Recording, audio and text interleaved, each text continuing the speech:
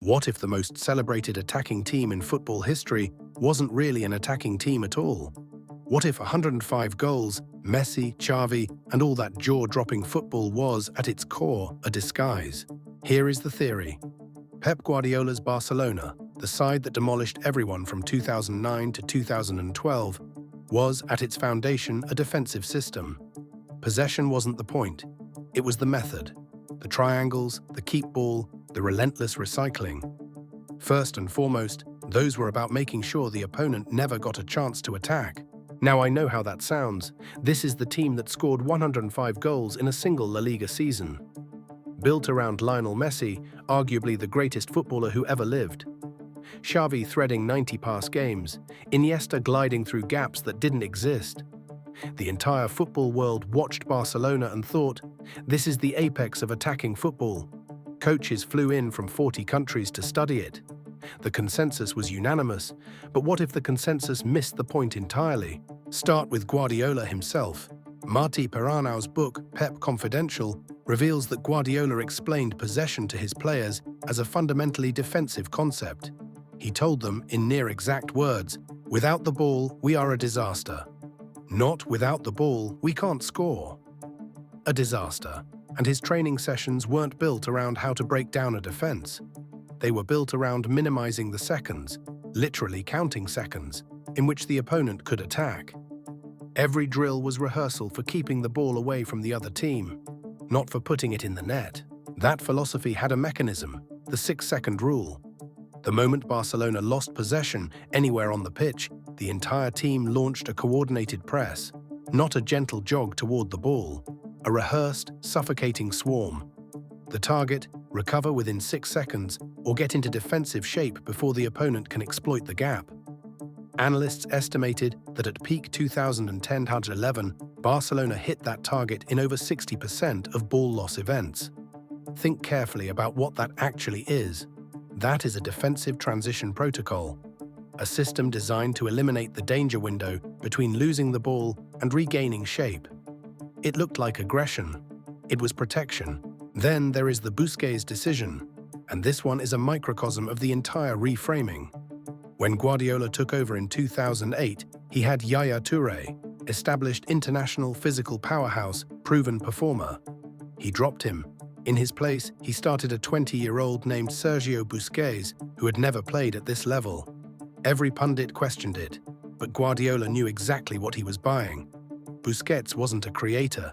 He was a defensive screen, sitting in front of the back four, reading passing lanes before they opened, making interceptions that looked routine because they happened before danger even formed.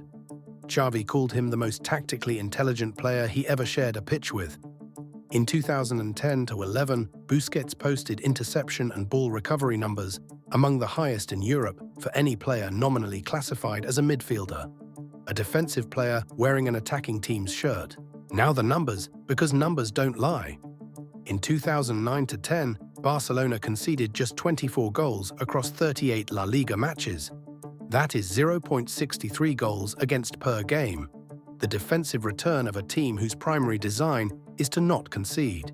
In 2010-11, approximately 21 goals conceded in the league. And in the Champions League that same season, 13 matches against the best clubs in Europe, they let in 5 goals total en route to the final. 5 in 13 games. Meanwhile, Real Madrid averaged fewer than 30% possession across both legs of the 2011 semi-final. That equates to roughly 27 minutes of meaningful attacking time across 180 minutes of football. Barcelona didn't just outscore opponents, they suffocated them. Consider the false nine. Guardiola moved Messi into a deeper central position from late 2009 onward, a decision celebrated as an offensive masterstroke. But look at what it did defensively. By pulling Messi into the midfield, Guardiola created 4 or 5 Barcelona players in the central corridor simultaneously. That is not primarily an attacking overload. It is a defensive stranglehold on the space where teams build attacks, where passes progress forward, where opponents find rhythm. When Messi drifted back, the middle of the pitch became Barcelona's territory. Jonathan Wilson, in Inverting the Pyramid, puts it plainly. The false nine was conceived as a midfield flooding mechanism. The goals that followed were the reward.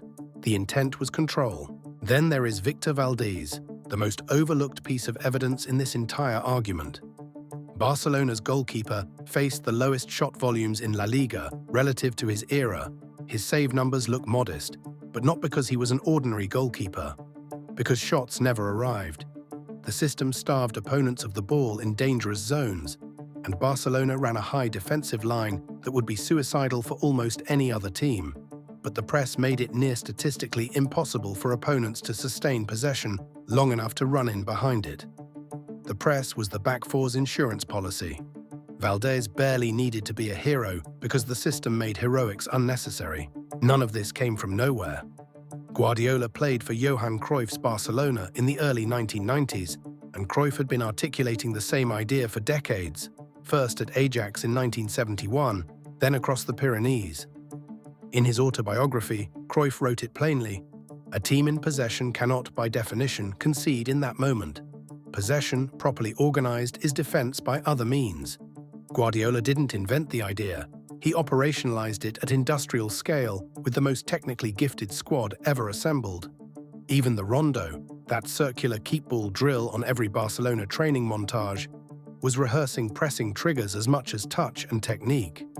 A defensive exercise wearing a possession costume, just like the entire system. Now, the other side. Because this theory isn't airtight. Barcelona scored 105 goals in 2008-09. Messi scored 73 across all competitions in 2011-12. Those numbers don't come from a team whose primary identity is defensive. They come from extraordinary attacking talent operating at its absolute peak. Guardiola himself has never given a clean answer. His public statements shift depending on context, sometimes framing possession as defensive, sometimes as offensive. And there is the transferability problem. When this system was applied elsewhere, without Xavi and Iniesta, it frequently failed. Spain's 2014 World Cup group stage exit. Later Barcelona vintages losing their grip. If this were purely a systematic defensive approach, it should have traveled better. The human factor was irreplaceable, and that muddies the thesis considerably. So how do we weigh it? The evidence that this was primarily a defensive system is substantial. Guardiola's stated philosophy, the 6-second press, the Busquets decision, historically elite goals against records, the Valdés shot map, a Cruyff lineage stretching back 40 years. Possession wasn't decorative, it was functional, the mechanism by which Barcelona prevented football from happening to them. And yet the attacking output was genuinely extraordinary. This wasn't slow-motion bus parking. The correct framing is probably this: defense and attack were the same action. The ball was simultaneously the shield and the sword. But the primary purpose, the one Guardiola himself kept returning to, was not to score, it was to deny. The verdict. Can Guardiola's Barcelona be more accurately understood as an elite defensive structure that weaponized possession? I put the probability at 78%.